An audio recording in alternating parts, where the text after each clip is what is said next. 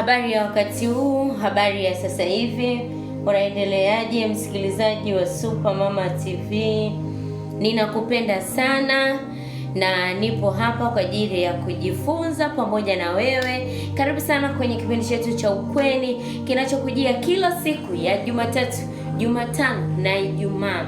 Super Mama TV, kila sauti ina hadithi. Kila sauti utakayoisikia hapa ina hadithi yake.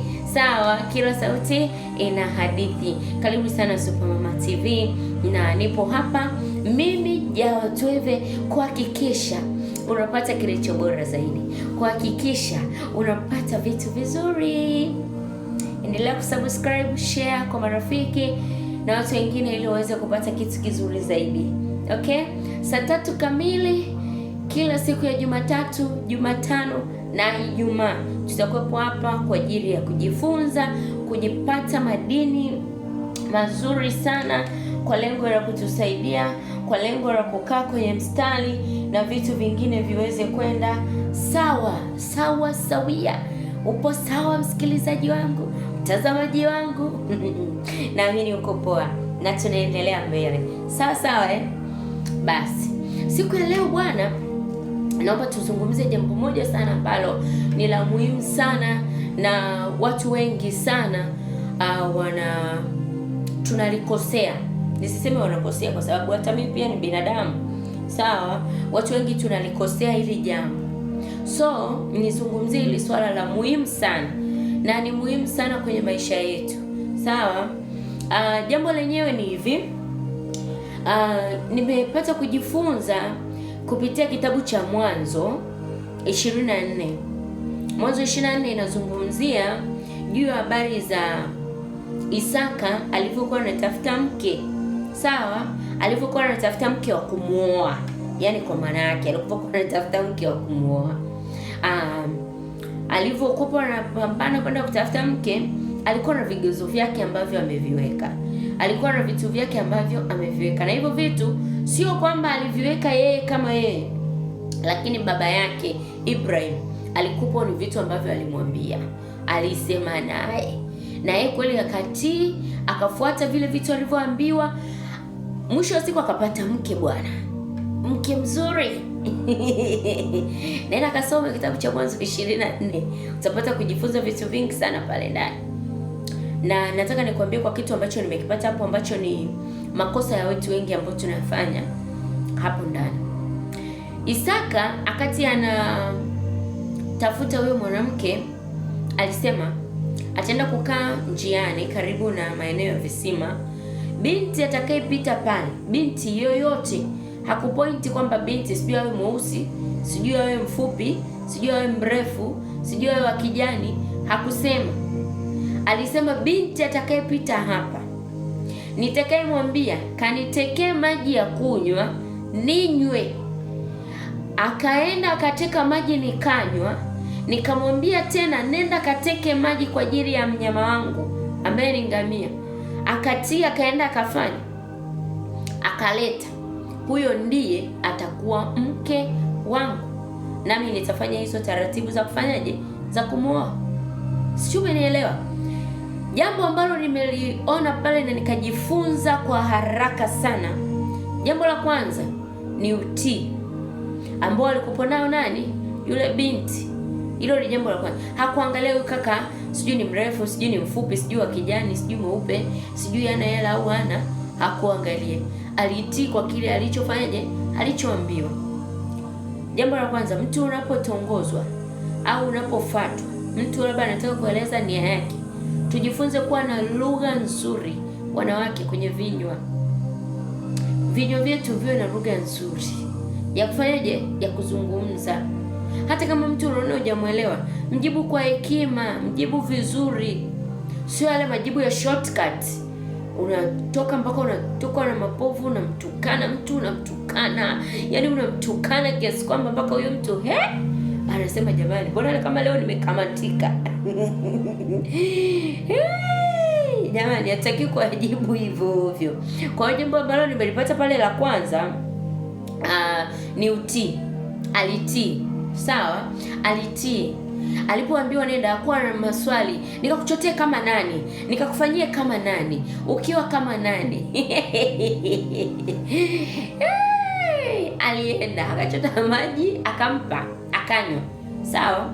Haya, jambo lingine ambalo nimelipata, mwanaume ndio aliyebeba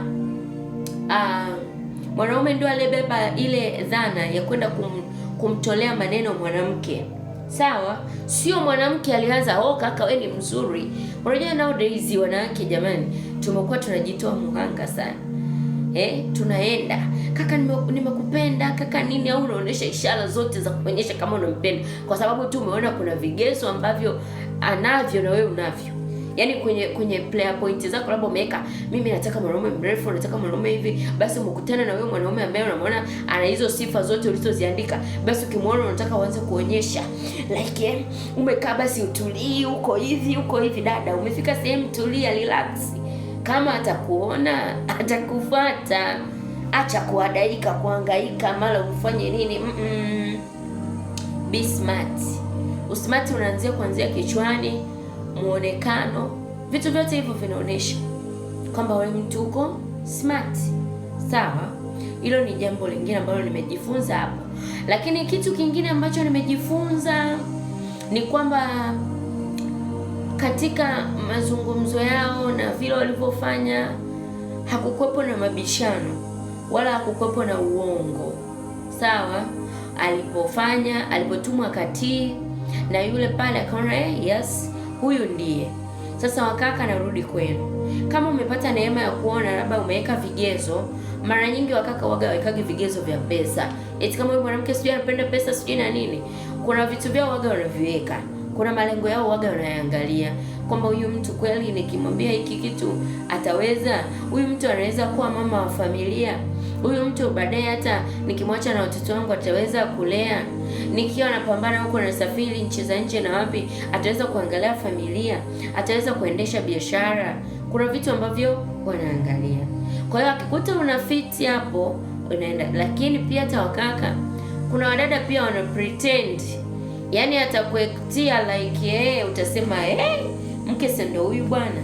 Lakini utakapoanza zile process za kusema uoe na nini, my dear, talia na mengi. Sasa nini cha kujifunza? Cha kwanza, tutii na kusikiliza wazazi. Unakuta hata umeenda kumtambulisha mtu kwenu, let's say wanakuuliza ni kabila gani? Kabila fulani. Unakuta wazazi wanasema hilo kabila hapana jamani, hilo kabila tulie. Sasa wengi ndio tunakimbiaga, ni mipango ya Mungu, Mungu ndo aliyepanga niwe naye, Mungu ndo. Hebu kaa chini kwanza na mzazi, muulize kama ni mama au ni baba, kwa nini unasema hili kabila liko hivi? Lina shida gani? Lina kasoro gani? Kuna kitu gani ambacho kiko nyuma ya hili kabila ambacho unatakiwa nikifahamu? Usiwe tu mtu wa kubisha, usiwe mtu wa kusema sijui na nini, kwa sababu hao ni wazazi wako, wametangulia, wapo. Usijifanye kama unataka wewe ndio unaelewa sana mahusiano, unaelewa sana mapenzi, upo deep dada, upo deep kaka, hautaki kushauriwa, hautaki kufanyaje. Wazazi wanapokuja kukuelekeza kitu kama hicho, wanakuwa na maana, wanakuwa wanaelewa kwamba ili mtoto wetu asipite kwenye changamoto hizi 2-3, hatakiwi kupita hapa, hatakiwi kwenda hapa. Sio, mnanielewa? Kuna vitu ambavyo mzazi anakuelekeza ili understand kwamba okay, hapa nikipita naweza nikapotea, hapa nikipita naweza nikaenda ndivyo sivyo, si ndio? Kwa hiyo kuna vitu ambavyo unatakiwa ujiweke sawa wewe kama wewe, na uelewe kwamba kwa nini hapa wazazi wananikatalia, kwa nini hapa wazazi wanasema hivi, kuna nini. Jifunze. Unaweza pia ukaingia hata huko kwenye mitandao, Google, angalia tabia za hao watu, tabia za kabila fulani ni tabia gani, wanapenda nini, wanafanya nini, utamaduni wao ukoje, ni utamaduni wa aina gani, wanaishi katika mila gani. Sawa, wengi tunakurupuka kwa sababu tumekutana mjini, tuko in love, baby, umeingia pale, hauelewi chochote. Unaenda huko unakutana na kuyakuta, unaishia kujuta, unaishia kulia, unaishia kuishi kwenye maisha ya shida. Kumbe kabila lao maskini Mungu unakuta ni watu ambao yani hawako interested na watoto, hawako interested na mke. Yeye anaoa mke tu kama pambo, like mke tu aonekane mke yupo ndani, basi jamii ijue kwamba ni mwanaume alijali, ameoa, ana mke yuko pale basi, lakini hayuko interested na familia. Sasa wewe umekuja pale, uko interested na familia, unatamani baba kama awe ndo baba awe hivi, unakuta mwenzako hayupo. Kwa hiyo kuna vitu vingi ambavyo tunatakiwa tujifunze na tuangalie. Hata Isaka alipokuwa anamtafuta Rebeka, alipokaa pale, alipokuta Rebeka ametii vile vitu, akasema ngoja nimfuate huyu binti nijue anakotokea. Akaanza kufuata ili ajue anakotokea, anakofanyaje, sawa, aelewe. And baadaye akafika mpaka kwa akatoa hivyo vitu, akatoa mahari, akatoa nini, na Rebeka wakamuuliza upo tayari kwenda? Ukisoma Mwanzo 24:58 wanamuuliza Rebeka, upo tayari kwenda? Akasema ndio, nitakwenda naye. Ina maana hata yeye ameshafiki, yeye ameshampenda, yeye ameshaona kwamba huyu mtu kwenye vigezo vyangu anafaa, huyu mtu kwenye vitu vyangu anafaa. Nowadays tunaangalia sasampa tunaangalia pesa, tunaangalia mali, hatuangalii utu, hatuangalie heshima, hatuangalii upendo. Hivyo ni vitu ambavyo ni sensitive sana. Tunataka tuangalie upendo. Uko ndani, pesa zinatafutwa, na wewe ni mzima, una viungo vyote Mungu amekujalia, una akili, una ufahamu.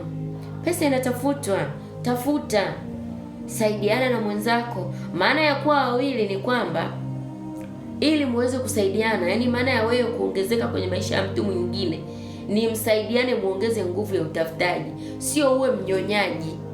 Sio hapa tunaelewana? Tofautisha kati ya mnyonyaji na mtafutaji. Yani pale maana ya kuongezeka wawili ni heri wawili kuliko mmoja, ni kwamba uongeze kasi. Kama huyo alikuwa anaingiza shilingi 10,000, basi msaidiane zipatikane 20,000. Sawa? Kama huyo alikuwa anaongeza 5,000, msaidiane ziongezeke ziwe shilingi 10,000. Lakini sio ile meaning ya kusema nimerelax, nimeolewa and I'm here. Mimi hapana jamani, hivi vitu hapana. Wanandoa huwa hatufanye hivi hivi. Inatakiwa uwe mtu ambaye uko tayari. Kama ni kazi yako, endelea kufanya kazi yako. Kama ni vitu vyako, endelea kufanya kazi yako. Kwenye changamoto ya malezi na nini, familia inapoongezeka, kuna vitu vingi waga vinatokea pale. Kwa hiyo before hujafika kwenye malezi na kuwa na familia, yani jiandae sana. Jiandae sana. Jiandae sana. Nimerudia mara 3. Jiandae sana. Yani jitengeneze vizuri, jiandae kiakili, jiandae kiroho, jiandae kifedha. Uwe vizuri ili usije ukaona kama kuolewa ni mateso, ukaona kuolewa ni shida, ukaona kuolewa ni tabu, ukaona kuwa na familia ni changamoto. Kuna leo wanawake wana hasira, yani akikamata mtoto akipiga, anapiga mtoto kama sio wake. Kwa sababu gani? Tayari kuna vitu ameshavijaza kichwani. Alikuwa na mentality ya kusema nikikaa kwenye ndoa nitakuwa hivi, nitakuwa hivi. Anafika kule ndani anakuta ndani kuko hivi, anakuta ndani kuna chemka, anajikuta zile hasira anaziamshia kwa mtoto, anamwadhibu mtoto, anamtengenezea mtoto trauma ambayo mtoto mpaka anakuja anakuwa nayo, anakuwa hafeel upendo wa mama. Kuna watoto yani hawafeel kabisa, ni kuzungumzia mama yani atekete, yani anakuelewa lakini yani hana feeling ya uwepo wa mama. Sasa jitahidi mama, baba, mtoto afili ile upendo wako, afili kile kitu cha ukaribu wako, afili ule uwepo wako. Kama ambavyo unakaa uweponi unasema unafili uwepo wa Mungu, unahisi uwepo wa Mungu kwenye maisha yako, basi na mtoto naye ahisi kwamba hapa mama yupo, baba yupo. Unakuta mtoto hata amefanywa vitu huko nje anashindwa kuongea. Kwa sababu gani? Anaenda kumwambiaje mama? Anaenda kusemaje kwa mama? Mama umebeba mauchungu, mama umebeba mawazo, umebeba vitu vingi kichwani. Kwa sababu gani? Kwa sababu ulikuwa unaishi maisha ambayo sio yako, unakaa kwenye maisha ambayo sio yako. Sisi tunaelewana? Kaa kwenye nafasi yako, kaa kwenye nafasi yako. Nafasi yako ukikaa vizuri, hautajutia, hautakaa kwenye kuona shida, hautakaa ukaona changamoto, hautakaa ukaona vitu kama hivyo. Kwa hiyo jipange. Tunapozungumzia ukweni, tunazungumzia swala la maadili, swala la heshima, upendo, nidhamu na vitu kama hivyo. Unapoandaa nyumba yako, tunasema nyumba ni mama Unapoandaa nyumba yako, lazima mama ujipange, ujue nyumba yako unaiandaje. Sawa? Itakuwa ni nyumba yenye chuki, ni wewe mama ndio unaye itengeneza. Itakuwa ni nyumba yenye upendo, ni wewe mama ndio utakaye itengeneza. Ipo nguvu kubwa sana ndani ya mwanamke, ipo nguvu kubwa sana ndani ya mama. Mama ana uwezo wa kubadilisha kitu chochote kile, si unanielewa? Mama ana uwezo wa kufanya, yani mama umepewa energy, au niseme mama, yani umepewa nguvu kubwa sana ya kuweza kufanya jambo na likawa katika familia, katika jamii, katika kanisa, yani kokote kule una uwezo wa kufanya jambo na likaleta maana, likajenga au likabomoa. Kwa hiyo nini ninachotaka kusema ni kwamba tujiweke sawa, tukae sawa, tujiandae. Ukweni yetu inaendaje? Itakuwa ni ukweni yenye upendo? Itakuwa ni ukweni yenye chuki? Itakuwa ni ukweni yenye mambo mengi? Itakuwaje ukweni yako? Ni swala la kujitafakari kichwani mwako, ujiwekaje, jitengeneze ukomavu, jiweke sawa ili vitu vikae kwenye mstari. And nimalizie na kusema hivi, nilikuwa nazungumzia historia ya Isaka na Rebeka. Binti, umepata neema ya kupata mtu amekuja kuapproach kwenye maisha. Punguza mahitaji jamani. Yaani mtu amekufuata day one, hata kama umpendi, acha kujiexplain mno. Dunia ni duara, dunia ni mzunguko. Uwezi jua huyo mtu utakuja kukutana naye vipi, au huyo mtu anaweza kuja kukutana na destiny helper wako kulingana na vile umejiexplain. Hata mtu anamkuonyesha tu, anasema huyu huyu anapenda sana pesa bana. Unakuta hadi kwenye simu umeseviwa pesa, au umeseviwa voucher, au umeseviwa bando, au umeseviwa umeme. Kuna wale umeme wa buku, basi ninunulie umeme wa buku. Jamani, tuache hizo tabia, tuache hizo tabia. Chovya umaliza buyu la asali. The way unavyojiweka ndivyo utakavyokuwa hivyo hivyo. Yaani unavyojiweka hivi kwamba mimi ni hivi, hiyo tabia ni kama ngozi, haiondoki. Sawa? Unajikuta hata unaolewa, hata unakuwa ndani, yaani ni hivyo, unakuwa ni mtu ambaye hauliziki. Yaani wewe muda wote ni unataka ujielezee shida, unataka ujielezee matatizo. Ni kweli unaweza kuwa unapita kwenye changamoto, lakini angalia namna ya kuzitatua. Angalia namna ya kuweza kuzitatua hizo changamoto, lakini sio. Kuna watu wamesave namba, yani yeye ni kuanzia asubuhi mpaka jioni. Ninunulie umeme wa buku. Ninaomba ninunulie umeme wa 3000. Ninunulie umeme wa shilingi ngapi? Kama kwenye phone book ana watu 2000, amewatumia message watu wangapi, anapata shilingi ngapi per day. Kwa hiyo unaweza mtu pia anafanya hizo, ni biashara zake, ni kazi, yani hiyo. Anajitu kabisa, hapa nikiomba Jumatatu nitaomba tena Jumatano, au baada ya siku kadhaa anakusanya hizo buku. Kwa hiyo tujiangalie, tupunguze kuexplain vitu vyetu sana. Yaani mtu amekufuata, utasikia sijala mchana, sina hela ya mboga, sijui mtoto pampers, sijui nini. Jamani, kuwa na staha binti. Kaa vizuri, jipende, yani jiweke standard. Hata kama huko nyuma maisha yako hayako vizuri, jiweke standard, like mtu akikuona anasema huyu dada nampataje, huyu dada namuingiaje huyu dada. Yani hata kama mtu anatamani kuja kwenye maisha yako, awaze, afikirie mara 2 mara 3, ninaingiaje pale. Sio mtu anakuja tu anajua tu akikununulia umeme 1000 tayari ameshakupata, akikununulia chips yai tayari ameshakupata, akikununulia sijui kitu gani. Tusiwe hivyo jamani. tusiwe hivyo. Unaweza ukapishana na mtu ambaye Mungu alimkusudia kweli awe mume wako, lakini kulingana na vitu ukamkatisha tamaa. Kuna kama mmoja alikuwa anasema mimi sasa hivi sijisikii hata, yaani umri umefika wa kuoa, lakini anasema sasa nitamuoa mwanamke gani? Kwa sababu asilimia kubwa wanawake wengi wanatanguliza kwanza mahitaji, wanatanguliza kwanza vitu vyao, wanatanguliza kwanza vitu ambavyo wameviweka. So mtu anawaza ataoaje, atapata mtu wa aina gani? Kaa chini, muombe Mungu, andika kwenye hizo prayer point zako maombi ambayo unayapeleka. Amka usiku saa 8 usiku, omba. Sawa, omba maombi, omba wewe kwa dini yako yote ile unayoamini, omba, muombe Mwenyezi Mungu, kwa sababu wote tupo chini ya jua, wote ni binadamu, tunayemtegemea ni Mungu. Omba, mwambie Mungu, naomba nisaidie hapa, Mungu naomba nivushe hapa. Mungu ni mwingi wa rehema, anasaidia, anavusha. Mungu aliyovusha wengine ndio atakaye kuvusha na wewe, ndio atakaye kusaidia na wewe. Mpe hekima. Kama wewe ni kaka, omba hekima. Mungu, nitakapomwona mwanamke ambaye ni wa maisha yangu, basi nikamtambue kwa ishara 1, 2, 3. Nitakapokutana na mwanaume wa ndoto zangu, nikamtambue kwa 1, 2, 3. Lakini sio unaweka vitangulizi eti mpaka aje na amening'iniza funguo ya gari hivi. Kuna wengine wataning'iniza hadi funguo za store. Utasema kwamba huyu ndiye, kumbe si. Kwa hiyo cha muhimu sana ni kuongozwa ndani. Omba, jiombee mwenyewe, jiombee mwenyewe. Maombi yako binafsi yana nguvu sana. Sawa? Ukishindwa pia, karibu kwenye group letu la Zion Ladies la wanawake tu kwa ajili ya maombi.